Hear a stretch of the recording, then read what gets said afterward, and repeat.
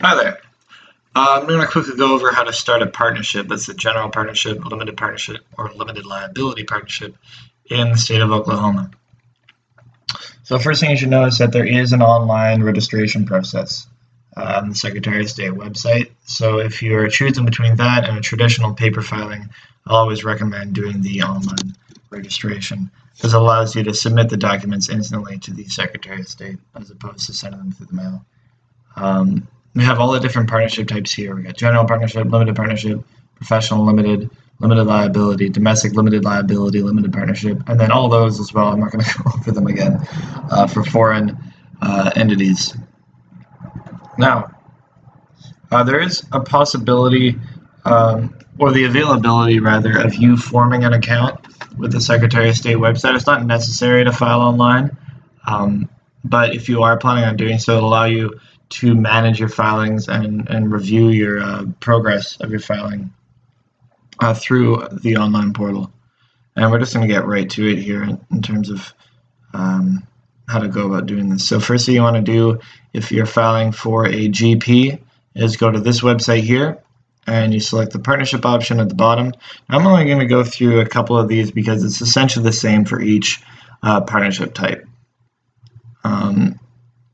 So if you don't have an online account, you got to enter in your name and your email. After that, there's just going to be this window. It has Start New. That's all you need to do is just click on that to move forward.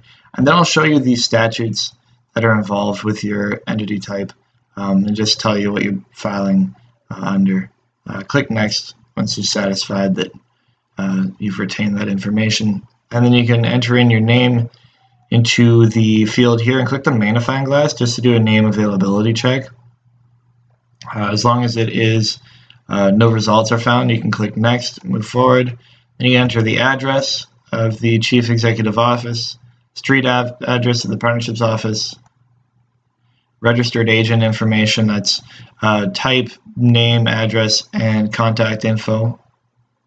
Then you got to enter all the partners' names and addresses as well. Partner limitations as well into here, but this is exclusive to general partners. If you're filing as an LP, you don't have to worry about that. You can upload some attachments. This isn't applicable for general partnerships rather, but if you are forming a professional limited partnership, you're gonna have to upload a PDF of the certification of from the proper licensing board that's associated with your profession. So that's really the only that and foreign partnerships who will have to incorporate a certificate of good standing. But those are really the only two partnership types that need to upload anything at that point. Then you can provide the signatures. All it is just clicking Add Signature and typing in the name of each partner until they're all uploaded. Then once they're all there, you can click Next. Finally, you're going to be able to review all the information you put. You'll get a sort of a shopping cart sort of deal in the sense you can click Begin Checkout. And now the next step is sort of strange in the Secretary of State website because you can either sign into your account to pay, or you can obviously create an account or continue as guest. Now, for the purposes of this tutorial, we did continue as guest, but we also have an account registration tutorial that's linked in the paragraph at the beginning of this page. Now, if you are continuing as guest, you're going to provide your business name, your full address, and your contact information. Then you're going to have your shopping cart. And if you don't have an account, you're going to have to pay by credit card or ACH account. If you are signed up for the Secretary of State website, you can pay through your account by uploading or putting money onto your account and then paying through that. Once it's paid and once you enter in your billing information, you're going to be able to, on the next page, officially submit it to the Secretary of State. It's pretty much the same for LPs and LLPs and foreign partnerships. So I'm just going to skip right ahead to, let's do domestic LP and LLP. So like all the other ones, you're going to be able to download the form by clicking on the Certificate of Limited Partnership or whatever the partnership name is, and then you're going to get, if your computer is fast enough, which seemingly mine is not right now, there we go. you're going to get a form that looks like this. You get instructions, and then you'll get the actual form. And it requires really basic information.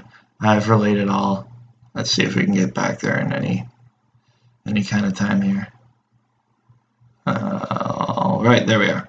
All right, so you got to do the designate if it's to be an LP or an LLP, the name of that partnership, the street and mailing address of the designated office, name and address of registered agent, term of duration, email address of primary contact,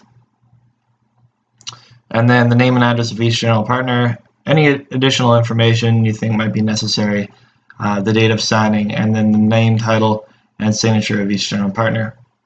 Once that's been done, you can, if you're filing for a foreign LP or again a professional LP, you gotta incorporate the certification that we talked about before. Otherwise, you can just attach a filing fee. It's $100 for a domestic LP. Mail the whole filing package to this address here for processing. Now, providing that you finished your forms, you've been accepted by the Secretary of State, you can apply for an employer identification number if you're a new entity. This will allow you to open bank accounts, apply for credit cards, hire employees, do all that stuff using the company name. It's sort of like a social security number. It's issued by the Internal Revenue Service. And you can apply using their website here or through the PDF of Form SS4. Click on that and you'll get that PDF. We got a tutorial for both of those here. Partnership agreement, not something that's legally required in the state of Oklahoma. That being said, it's always a good idea to draft one because it'll underline the logistical and financial layout of the entity's internal affairs.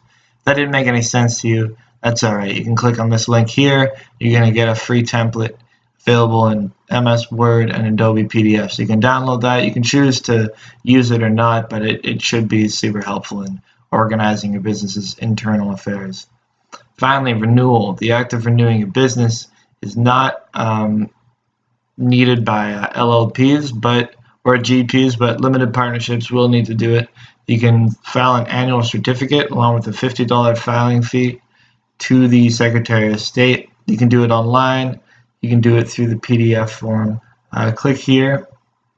You will get the online application or renewal page, and you click here and you get the PDF of the document. And if you are sending it through the mail, just like you would for the formation documents, you can send it to that address there. All right, guys, I hope that was helpful. Good luck.